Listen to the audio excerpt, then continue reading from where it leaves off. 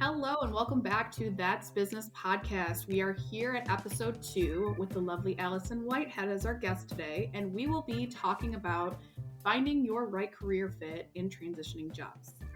Allison is our resume writer here at the Resume Rescue. She has a bachelor's degree in communications from Oakland University, specializes in resume writing, cover letter writing, resume formats, and basically all of our writing needs here at the Resume Rescue.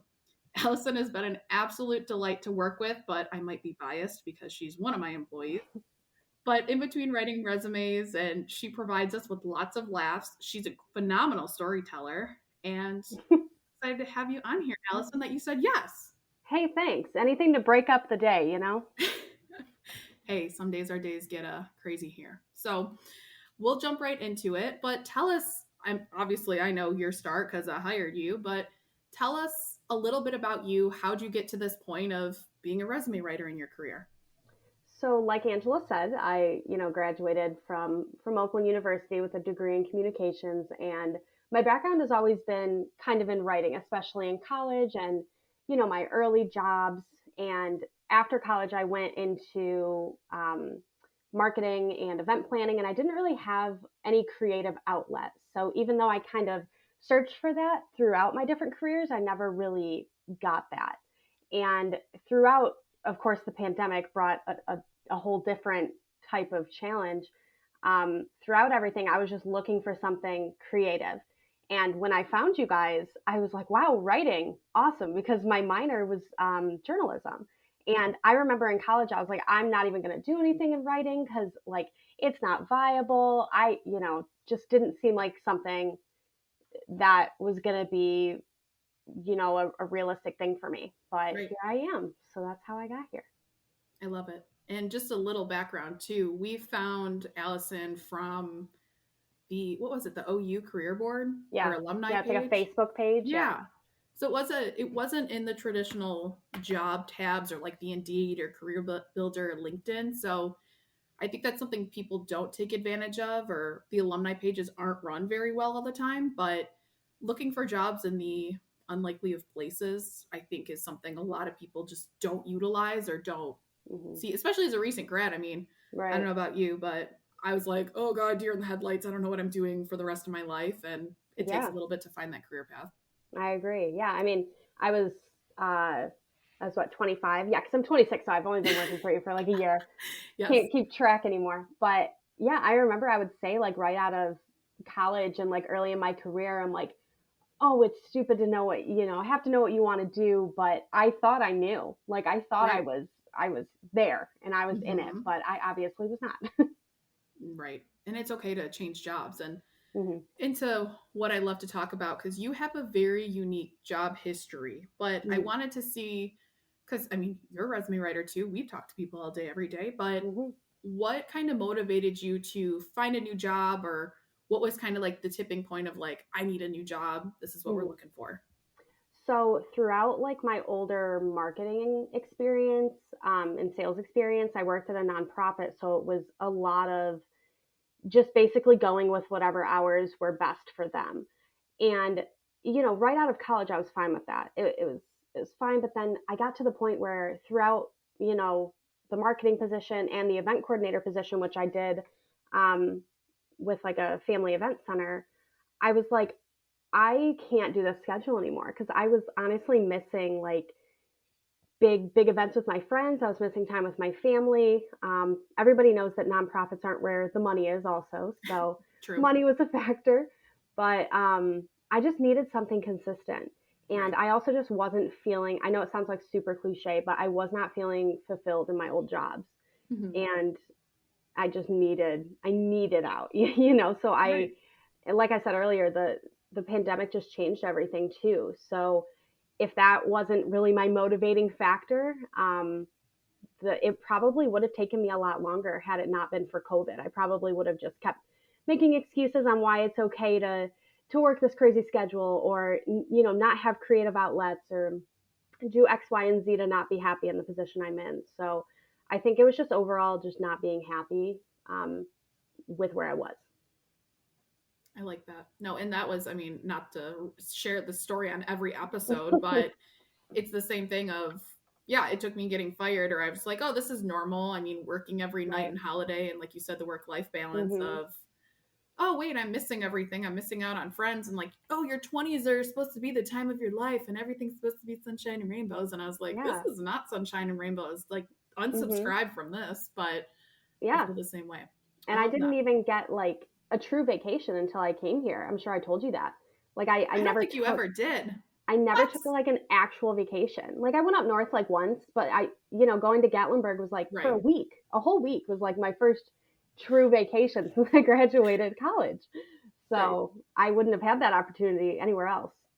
Right, and life's too short. I mean, I was the same way where I remember having to ask and beg to work flex time or to Mm. just, hey, can I work from our office in another state that is there? Like, can I do that? And it was always like, no, sorry, I need you to beg for it, and it's like, no, thank you. But Yeah.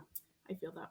Okay, so working for my craziness and the resume rescue, what does a day in your life look like? Oh, well, you She know, sighed. She it's sighed already. Here we crazy. go. No, it's different every day. I was just telling someone this yesterday. Like that's one of the things I really like is I just don't really know what to expect. Whereas in my old jobs, it was so consistent and I just knew what to expect. And I mean, you know me, I like my consistency, I like my Thank you. schedule and my routine, but I I really like, just learning about different jobs and things I never would have known about to begin with. Hmm. So when it comes to working here, I mean, I usually start out my day by like looking at what I need to do, Right. you know, formulating a timeline in my head, which never actually works. But I just basically dive into resumes or whatever I have going on, cover letters, reformats, anything, meetings with you guys, Hmm. and I basically just try to make sure that whoever's resume I'm doing or whatever I'm doing for any of our clients is just something that they're going to enjoy. Sure. And, not to relate literally every single thing back to my old jobs, but I never did anything in my old jobs that was like producing something so valuable to somebody because, Okay. at the nonprofit, it was like, here's your membership, right? And then at the event center, it was like, here's your party.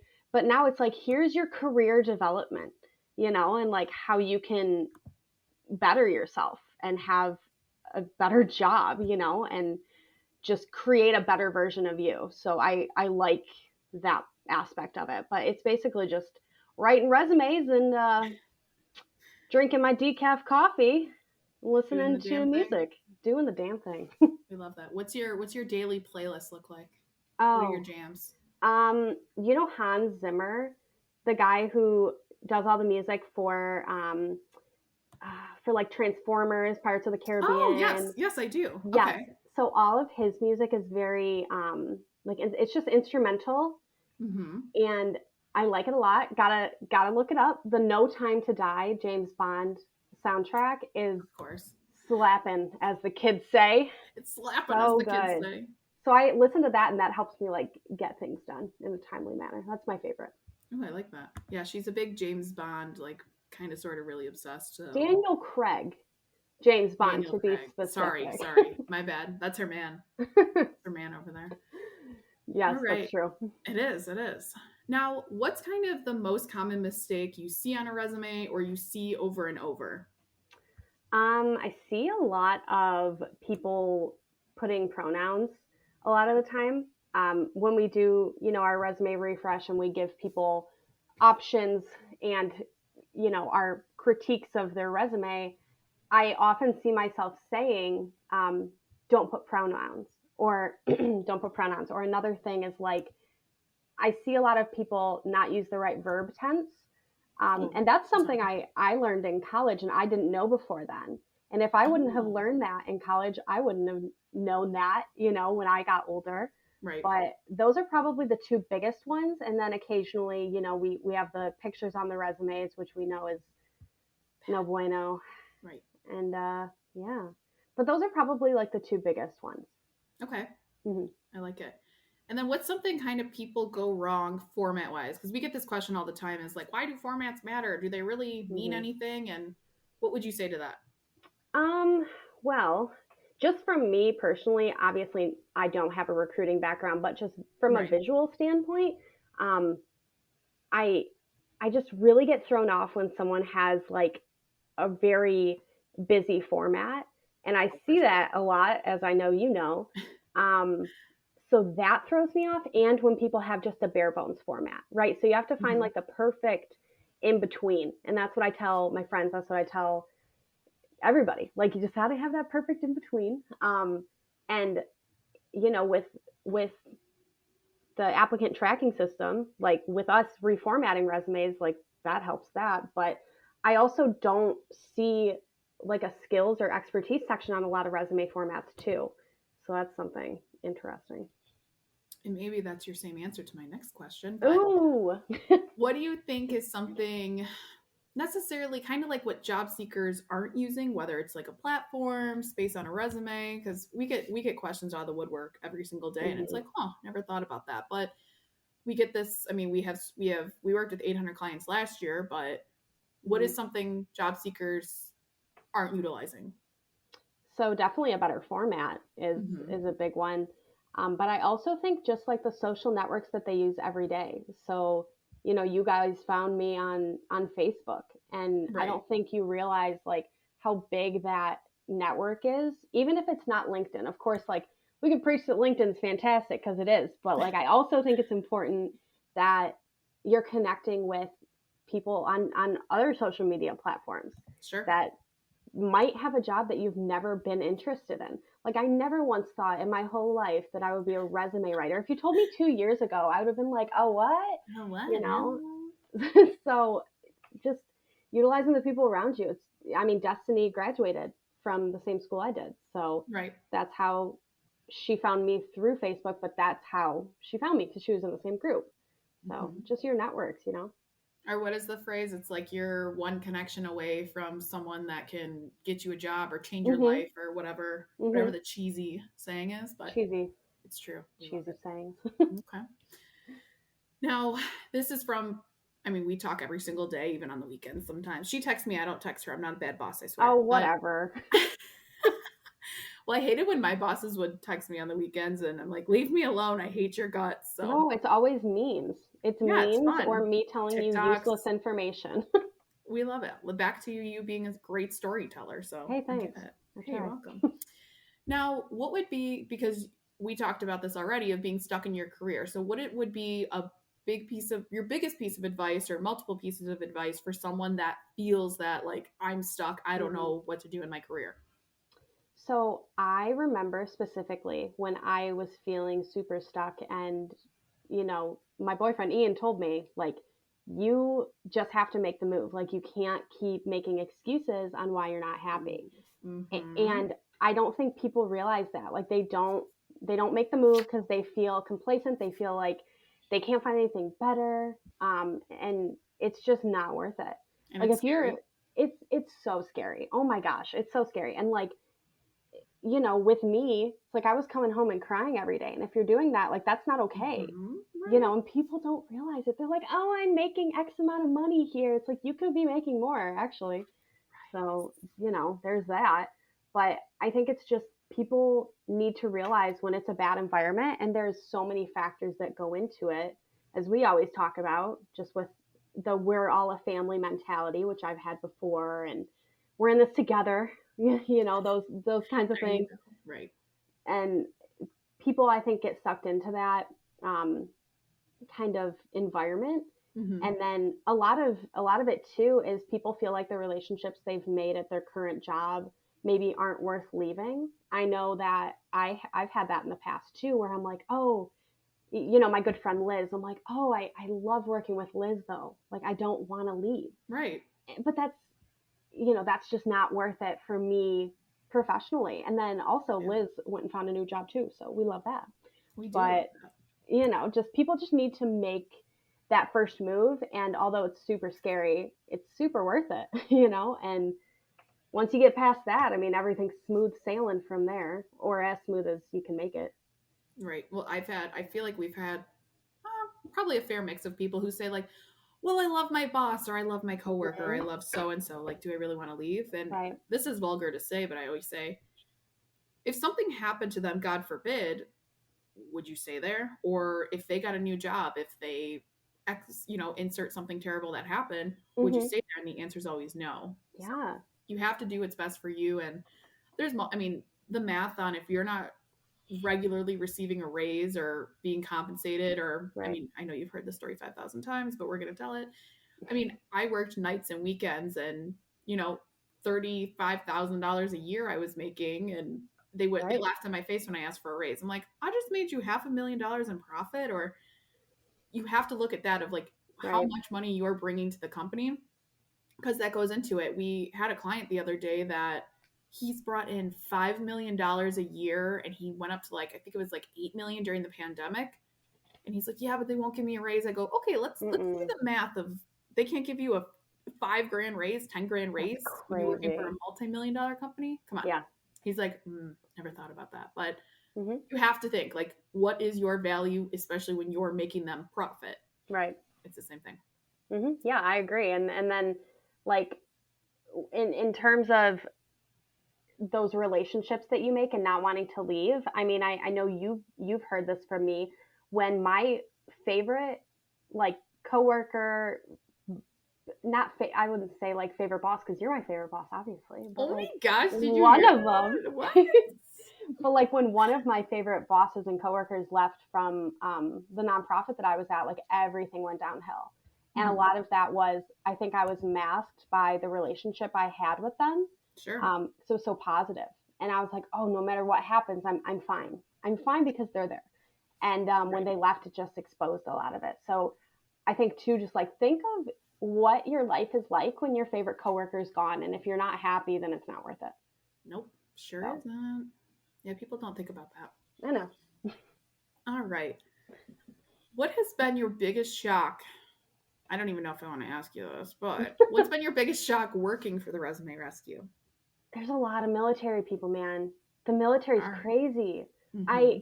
I oh my gosh, in my old jobs we did like work with military memberships, and I remember people used to come in and ask me stuff, and I would have to ask for certain documents, and I had no idea what anything meant. And like still to this day, I'm not like well rounded in the military world, but Sure. I feel so much better about it just being exposed to them. And I mean, you Mm-hmm. and I work on them together just so I Right. have a better idea. But now I'm watching Jeopardy and I hear like, what's one step down from this ranking? And I'm like, I think I know that. And I still don't know it, but just being open to like seeing it Right. um, is is very eye opening. And then just the crazy amount of jobs that I've seen come through here. Like I graduated college and I was like, okay, you can go into sales or IT or Right. The basic management, ones. Mm-hmm. and there's so many. And I just would have no idea. Like we did a resume not too long ago, maybe a couple months ago, and she was like a some sort of like stockbroker partner or something like that, and it was just a job I had never seen and had never. I was like, oh well, that's new. That's new. Okay. So it's interesting too because my friend Liz that used to work with me, she works in compliance now. And before working Oh. here, I would have been like, what is that? What are you doing in your job?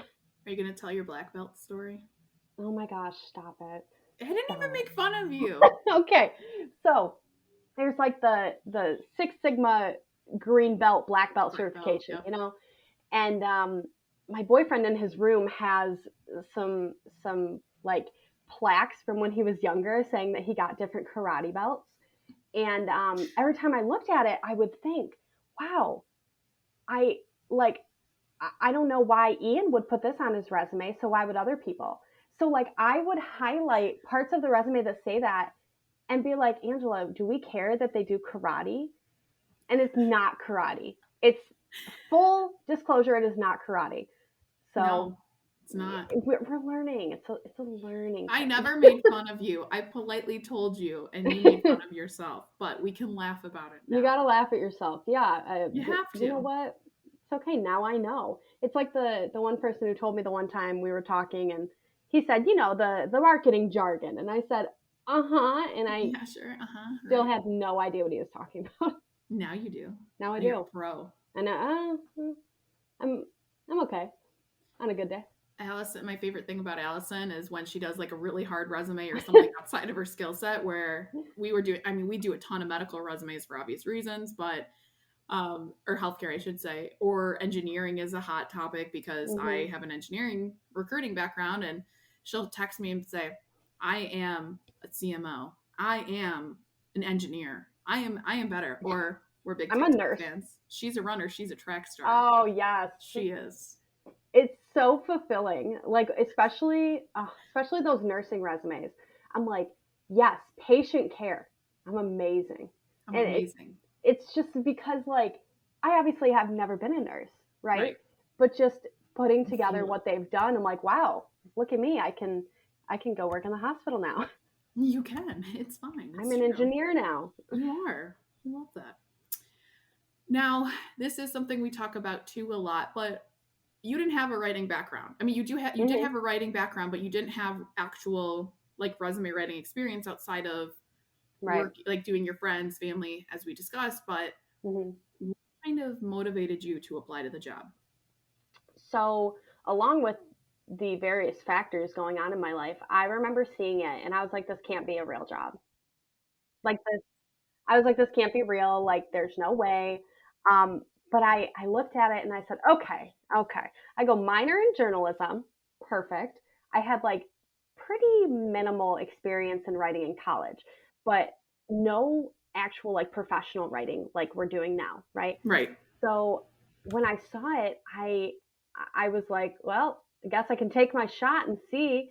And like, was that the best mentality? Like, probably not, but it worked out. And I remember like I was kind of looking at other positions at the time too, and Ian had said to me like, "Oh, well, what do you think about the resume writing job? Like, how good can that job be?" Because of course, like you don't hear about these things, Right. you know, 100%. don't even hear about them. So I had no idea what I was really expecting.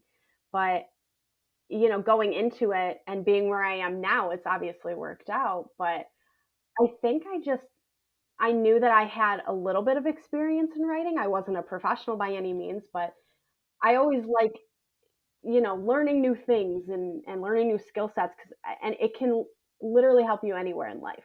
Because even now doing resume writing, like I will now help people with like emails or, hey, Allison, can you help me draft this text back to my boss so I can tell them why I'm not coming in today? Little things like that. I love when you tell that story because we tell people all the time. I mean, if you apply to the job and you're 100% fit, it's probably going to be a lateral move for you.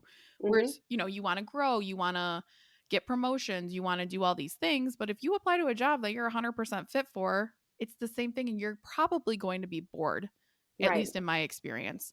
Yeah. So, I mean, you did shoot your shot and we hire off of personality. I mean, I say this all the time like, love Allison. Did she have the most experience out of people we hired? No, you Hmm. didn't. I mean, just being transparent with you, and you know that. But Right. Allison meshed so well with us. Like, we got off the phone. I'm like, she's the one. She's the one. Love this woman. I was Actually, perfect.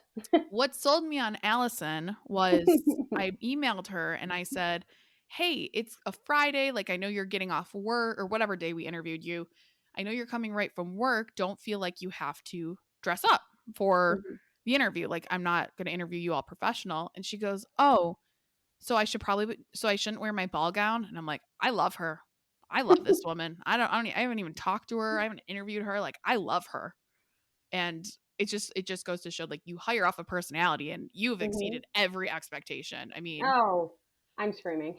she's screaming. That's her line she loves to use, but I love it. Now, if you could go back and you could tell your 18-year-old self something, Mm. what would that be? Truthfully, Yeah. um, uh, Oh no. um, uh, don't take college as seriously as you do. And Ooh, and okay. I don't mean don't, do well in college. I mean, you're Right. paying for that, right? Sure. Um, what I mean by that is like don't feel like you have to have it all worked out because I feel like everybody thinks that. And Right. I, going into college, was like, I got it. Like, this is what I want to be when I grow up. And I would talk to these people going into nursing, and they knew for sure that's what they wanted to do. Right. Right. And then with my degree, it was so broad. And I'm like, what am I going to do with this? And at the time, I was dating someone who was majoring in, I think it was like chemical biochemistry. That's what it Oh, was. dear. God I bless. I know. And he went to Michigan State, and I one time when I was up there, like, went to one of his lectures with him and just sat there, and I was like, this is the worst thing I've ever sat through. Like, my personal version of a nightmare. It's And hell. it was terrible. And he was like, well, this is what I'm going to do. And I was like, damn, Oh, like, he has it okay. worked out too. And Right. I don't. So, like, even at the end of college, I was like, don't know what I'm doing. But it's not that serious, because No. when you graduate college and you're 21, 22, like, that's dumb. You're not supposed to know. Right. So I wish I would have told myself just to, like, take a break and actually enjoy college while you're there, Sure. because now I have student loans and I cry myself to sleep at night thinking about them. But, like, I wish I just would have taken advantage of the environment that I was in, and Right. also just take advantage of the resources around you, because, like, the career centers at colleges and the career fairs and the networking groups are way more important than you think. I never joined one. And I wish I did. I really do. Yeah. But I eventually got there. 26, and I eventually got there. But there are people who Woo. graduated college and they were right in there Right. and got that connection. But yeah, I got there, but I wish I knew that earlier. Well, and how at 18 years old you're supposed to decide what you want to do for the rest of your life, and Hmm. it's so funny. I mean, again, we write resumes for a living, so seeing the Right. difference of, like, hey, this person has a biochemical degree and works in supply chain, Right. or this one has a doctorate and does this for a living. So it's just because you're, and I that's a big piece of advice too, is just because you have a degree does not mean you have to stay in said degree path. I don't even Hmm. know metrics. I mean, I'm just shooting the shit here, but I don't even know what number of people don't have the degrees they're in, and it's a good bit. Like, it is a It lot of is. people. Just what we work with and we see Yeah. of it has nothing to do. Like, oh, Hmm. my favorite client to date of the career transition. She was in a rock band, traveled all over the world, wrote music for very popular shows like such as Gilmore Girls that everyone knows. And she works in genetics now as a biogenetics something, like, kicks ass at what she does. But I'm like, I'm sorry, what? She's like, yeah, it's the same side of my brain that uses that. I'm like, okay. What? I mean, I love my rock music, but there's no way in hell I could do that. So, but No. people make career transitions and it's okay. But They do. That's why I try to tell people that all the time, and they still don't believe me. Until they're in that position, they don't believe you. right, they really don't. We get, I don't know if you get this question, but I get this question, or I get people that yell at me on TikTok and say I'm lying. But do do I actually offer you unlimited PTO, and what does that look like? No, you hate me I and you do don't hate offer you. me anything. Facts. Yes. Oh my gosh. Okay. So, like, whenever we started out, we had our regular PTO, like, structure. Right. And I remember the one day you were like, unlimited. And I was like, oh my gosh, Oh this my is the best gosh. thing ever. And I would tell people, and they'd be like, no, that's just them No. taking advantage of you. Cause everybody has this idea that unlimited PTO means, like, your company can take advantage of you because you'll Right. feel bad asking. But like I was talking about earlier, I was able to take my first vacation. I think I take at least one day off a month, I feel like, Yeah. or like a long weekend every other month or something. But I truly think as long as you get your shit done, Right. and your boss or like your leadership team that's telling you you can take your PTO Mm-hmm. is, for lack of better words, not an ass. Um, Oh, you're I'm not an asshole. probably, Thanks, guys. you're not, you're Thank not. you. I feel like you're probably okay to be able to take your PTO, because why give that as an option if you're just going to make them feel bad about it? So yes, I do Right. think unlimited PTO is like a real thing, and Mm-hmm. you do actually give that to me. But it all is from the top down. So, like, a company Yes. could say, yeah, we're going to give unlimited PTO, but if they're going to make their employees feel bad about it, um, then that's obviously not unlimited PTO. And we always seem to take time off together. So that's our She's problem. obsessed with me. I know. I am. It's just because I want to be outside your house waving at you when you come out. Hi. If I disappear, guys, that's you know who did it. I know. Oh my gosh. It's so funny. And that's like cuz I mean, it's the same thing of like we get our stuff done and Mhm.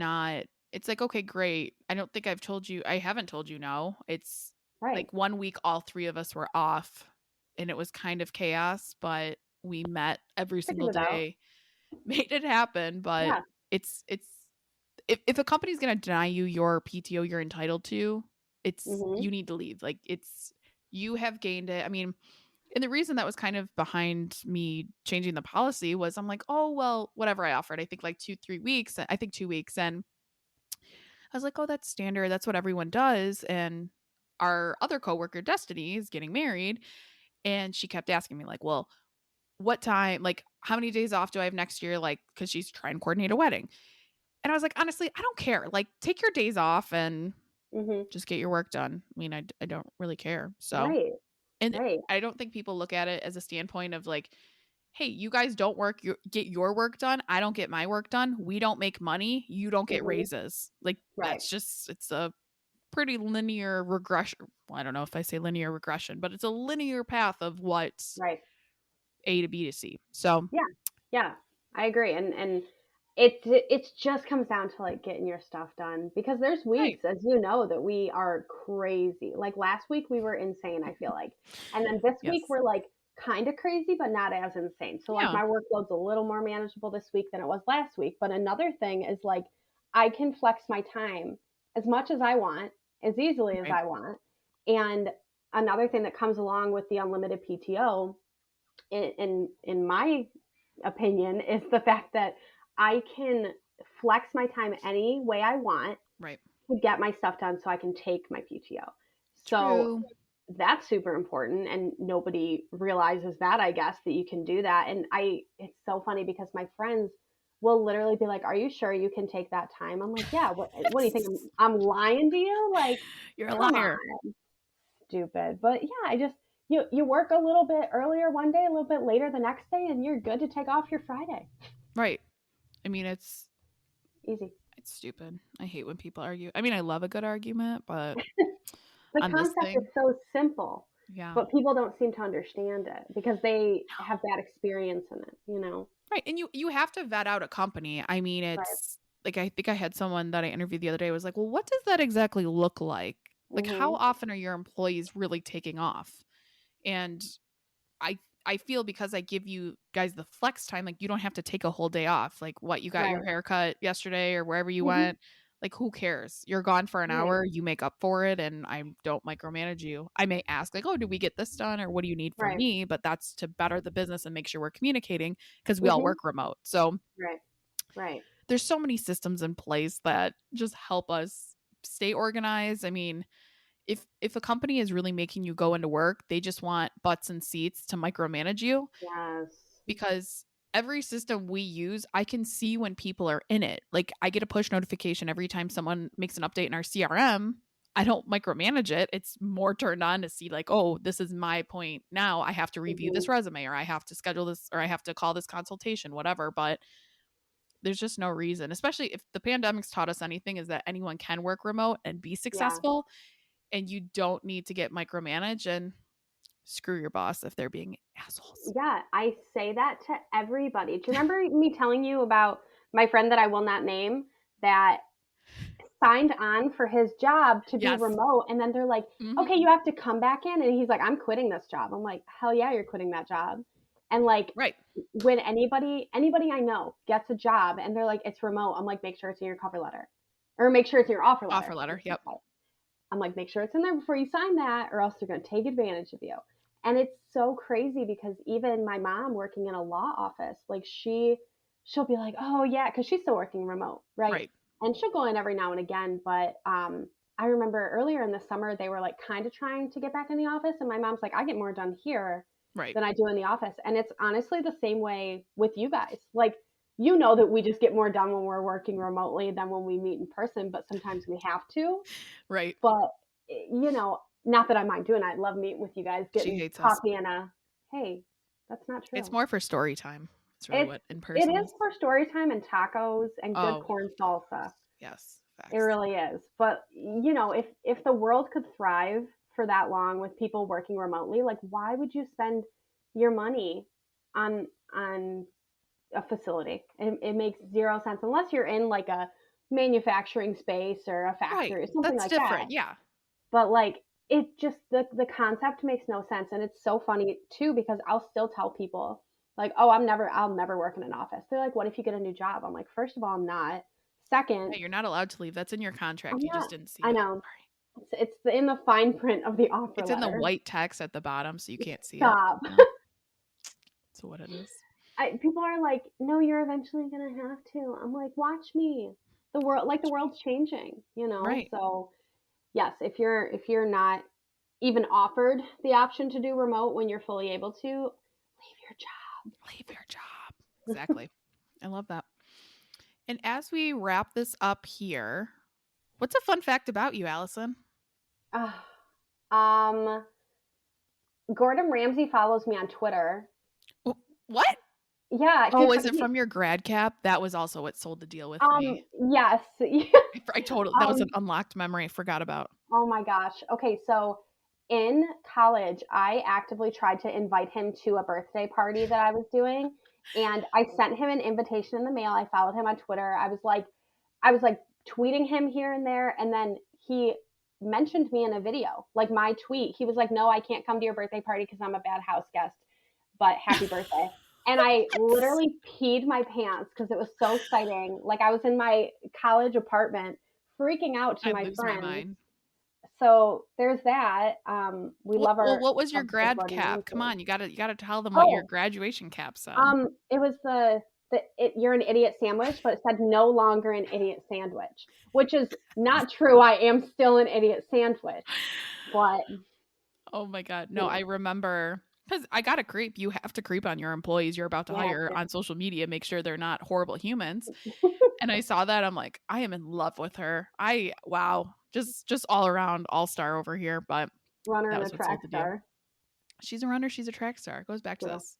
You know, a few years from now, when people listen to this, they're going to be like, what is the runner and track star? And it's going to be gone. And they're going to be like, "Go to bed, grandma." Go to bed. Go to bed, grandmas. Exactly. Well, Allison, it was so lovely to have you. I know I pressured you into doing this, but No, I you're wanted great. to. Breaks up the day, and I like talking about myself. She's real good at it too. But Oh, thanks. where do you want the people to find you? So you can find me on LinkedIn, Mm-hmm. Allison Whitehead. You can find me on Instagram at love all of Al, and you can reach out to me if you need help with any of your career needs because I'm the gal for you. I'm the gal for you. Put that at your email signature. It'd be great. I will. Sweet. All right. Well, thank you guys again for listening. Tune in every week to listen to our next podcast, and we'll talk soon. If you're looking for a career change and you're not sure where to start, the Resume Rescue can help. Sure, there's no such thing as the perfect fit for everyone, but here at the Resume Rescue, we're on a mission to find the perfect solution for you. Whether it's changing careers, updating a resume, learning LinkedIn, or practicing interviewing, we have you covered. Find us online at theresumerescue.com and find all of our contact info in our show notes.